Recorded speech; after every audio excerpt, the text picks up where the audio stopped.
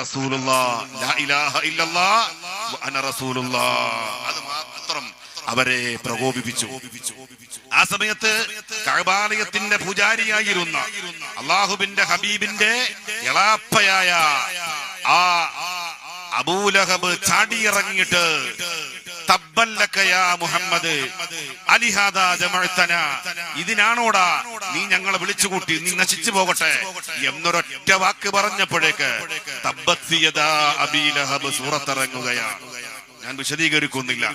കാരണം അള്ളാഹുവിന്റെ ഹബീബിനെ നിന്ദ്യമാക്കാൻ ആര് ശ്രമിച്ചാലും, ഇല്ലാതാക്കാൻ ആര് ശ്രമിച്ചാലും, അവിടുത്തെയോടുള്ള ഹുബ്ബ്, അവിടുത്തെയോടുള്ള മഹബത്ത് അത് ഇല്ലാതാക്കാൻ ആര് ശ്രമിച്ചാലും അത് അള്ളാഹ് കൈകാര്യം ചെയ്യും എന്നത് വ്യക്തമായ യാഥാർത്ഥ്യമാണ്.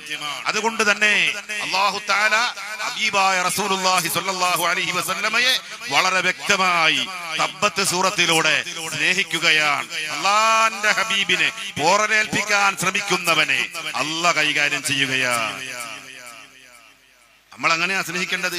അള്ളാഹുവിന്റെ ഹബീബിനെ കൊച്ചാക്കുന്നവർ അള്ളാഹുവിന്റെ ഹബീബിനെ വളരെ നിന്ദ്യമാക്കി റബീഉൽ അവ്വൽ വരുമ്പോൾ ബഗളി പുരണ്ടിട്ട് എപ്രാളം പൂണ്ടിട്ട് ഈ മൗലിദുകളെ എതിർത്ത്, ഹുബ്ബിനെ എതിർത്ത് ഇല്ലായ്മ ചെയ്യാൻ വേണ്ടി കഠിനാധ്വാനം ചെയ്യുന്നവരോടൊപ്പം എന്ത് സമരസമാണ് നമുക്കുള്ളത്.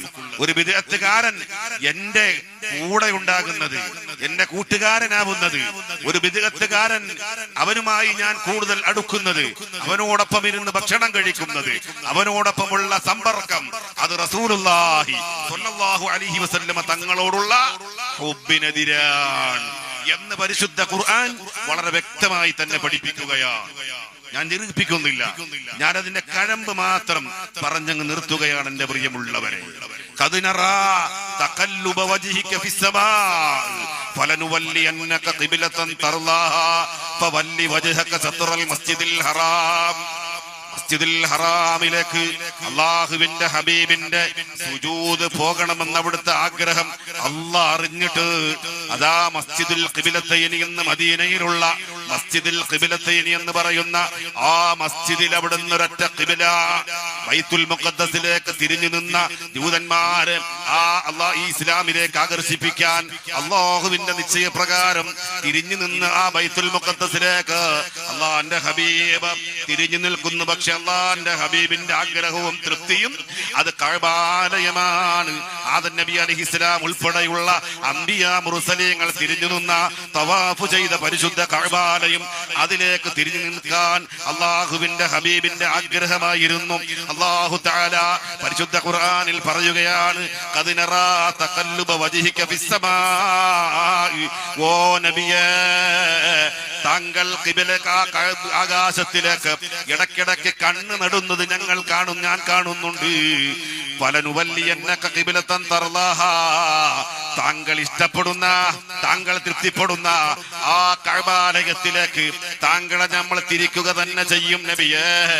അതുകൊണ്ട് വൈകണ്ട, ഇപ്പോൾ തന്നെ ഫവല്ലി വജ്ഹക സത്റൽ മസ്ജിദിൽ ഹറാം, മസ്ജിദുൽ ഹറാമിലേക്ക് അങ്ങ് തിരിഞ്ഞോളുക നബിയേ. താങ്കൾ ഇപ്പോൾ തന്നെ തിരിഞ്ഞുകൊള്ളുക. ആ നിസ്കാരത്തിൽ നിന്നുകൊണ്ട് അള്ളാഹുവിന്റെ ഹബീബ് സ്വല്ലല്ലാഹു അലൈഹി വസല്ലം കഅബാലയത്തിലേക്ക് തിരിച്ചു കൊടുത്തു. അള്ളാഹുവിന്റെ ഹബീബിന്റെ ആഗ്രഹം നടപ്പാക്കി കൊടുത്തുകൊണ്ട് അള്ളാഹു ജല്ല ജലാലുഹു ഹബീബിനെ സ്നേഹിക്കുന്നത് കണ്ടോ. ഞാൻ ആ വിഷയത്തിലേക്ക് നീ പോകുന്നില്ല. എന്റെ പ്രിയമുള്ളവരെ, ഇങ്ങനെ ഘട്ടം ഘട്ടമായി ഓരോ ആയത്തുകൾ എടുത്ത് പരിശോധിച്ചാൽ അള്ളാഹുവിന്റെ ഹബീബിനെ അള്ളാഹു ജല്ല ജലാലുഹു സ്നേഹിക്കുന്നത് വിശ്വാസികളെ നിങ്ങൾ ഇങ്ങനെയാണ് എന്റെ ഹബീബിനെ പ്രേമിക്കേണ്ടത് എന്ന് അടിവരയിട്ട് അള്ളാഹു ജല്ല ജലാലുഹു പഠിപ്പിക്കുന്നത് പരിശുദ്ധ ഖുർആൻ നിഷ്പക്ഷമായി വായിച്ചാൽ നമുക്ക് കാണാൻ കഴിയും. എന്റെ പ്രിയമുള്ളവരെ, ഇൻഷാ അല്ലാഹ് ഞാൻ അതിനെ കൂടുതൽ വിശദീകരിക്കുന്നില്ല. ഇവിടെ അവതരിപ്പിച്ചുകൂടിയ എല്ലാവർക്കും അള്ളാഹു ബർക്കത്ത് ചെയ്യുമാറാവട്ടെ. ഒരൊറ്റ കാര്യം പറഞ്ഞ് ഞാൻ നിർത്തുകയാണ്. നേരത്തെ സൂചിപ്പിച്ച അബൂലഹബ്, അയാൾ വളരെ കൂടുതൽ അള്ളാഹുവിന്റെ ഹബീബിനെ വേദനിപ്പിച്ച ആളാണ്. കുടുംബത്തിൽ നിന്നുള്ള നൊമ്പരപ്പെടുത്തലുകൾ, ഒരുപാട് അവഗണനകൾ, ഒരുപാട് പ്രതിസന്ധികൾ, ഒരുപാട് ബുദ്ധിമുട്ടുകൾ അള്ളാന്റെ ഹബീബിനെ ഉണ്ടാക്കി തീർത്ത അബൂലഹബും കുടുംബവും അവർ നശിച്ചു പോയത് എങ്ങനെയെന്ന് ചരിത്രത്തിൽ വളരെ വ്യക്തമായി തന്നെ ഉണ്ട്. ഞാൻ നിർത്തുകയാണ് എന്റെ പ്രിയമുള്ളവരെ. ആ അബൂലഹബിന് അതാ അയാളുടെ മരണശേഷം പിൽക്കാലത്ത് അബ്ബാസ് എന്ന് പറയുന്ന അബ്ബാസ് റളിയല്ലാഹു അൻഹു അതാ അവരുടെ സഹോദരൻ പിൽക്കാലത്ത് സ്വപ്നം കാണുകയാണ്. ആ സമയത്ത് ചോദിക്കുന്നു, അല്ലാഹ് സുബ്ഹാനല്ലാഹ്, ഓ അബൂലഹബ്, നിന്റെ അവസ്ഥ എന്താണ്? ആ സമയത്ത് കാണുന്നത് എന്താണ്? വളരെ ദയനീയമായ അവസ്ഥ, വളരെ മോശപ്പെട്ട അവസ്ഥയിൽ നരകീയമായ ശിക്ഷ അനുഭവിച്ചു കൊണ്ടിരിക്കുന്ന അബൂലഹബിനെ കാണുമ്പോ ചോദിക്കുമ്പോ അബൂലഹബ് പറയുകയാണ്, വളരെ ബുദ്ധിമുട്ടാണ്, വളരെ പ്രയാസമാണ്. പക്ഷേ ഈ ദിവസമാകുമ്പോ എനിക്കൊരു ചെറിയ ദാഹജലം കിട്ടാറുണ്ട് നരകത്തിൽ, എനിക്ക് കുറച്ച് വെള്ളം കിട്ടാറുണ്ട്, എനിക്കൊരാശ്വാസം കിട്ടാറുണ്ട്. കാരണം എന്താണെന്നറിയണ്ടേ? സുവൈബ എന്ന് പറയുന്ന എന്റെ അടിമ പെണ്ണിനെ ഞാനങ്ങ് മോചിപ്പിച്ചത് തന്നെയാണ് കാരണം.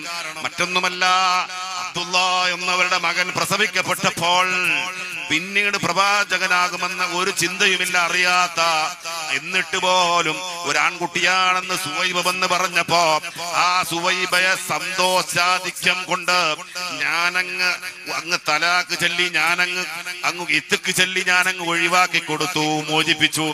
അതിന്റെ പേരിൽ ഒരു ആശ്വാസമായി എനിക്ക് നരകത്തിൽ ഒരൽപ്പം ദാഹജലം കിട്ടുന്നുണ്ട് എന്നതാ അബൂലഹബ് പറയുകയാണ്. എന്റെ പ്രിയമുള്ളവരെ, ഒരവിശ്വാസിയായ ആൾക്ക് പോലും അള്ളാഹുവിന്റെ ഹബീബിന്റെ ജന്മദിനത്തിൽ സന്തോഷിച്ചതിന്റെ പേരിൽ നരകത്തിൽ ഒരാശ്വാസമുണ്ടെങ്കിൽ വിശ്വാസികളായ നമ്മെ സംബന്ധിച്ചിടത്തോളം അള്ളാഹുവിന്റെ ഹബീബ് ആരാണ്? അള്ളാഹുവിന്റെ ഹബീബിന്റെ മൗലിദ് സദസ്സിൽ പങ്കെടുക്കുന്നവർ, അള്ളാഹുവിന്റെ ഹബീബിനെ കൂടുതലായി സ്നേഹിക്കാൻ മനസ്സ് വെക്കുന്നവർ, സമയം പോലും കച്ചവടം മാറ്റി വെക്കുന്നവർ, കുടുംബങ്ങളിൽ മാറി നിന്ന് അള്ളാഹുവിന്റെ ഹബീബിന്റെ മൗലിദിന്റെ സദസ്സിലേക്ക് വരാൻ, അള്ളാഹുവിന്റെ ഹബീബിനെ കൂടുതൽ സ്നേഹിക്കാൻ സമയം കണ്ടെത്തുന്ന വിശ്വാസിനികളെ അതാണ് നമ്മൾ പ്രതീക്ഷയോടെ കാണേണ്ടത്.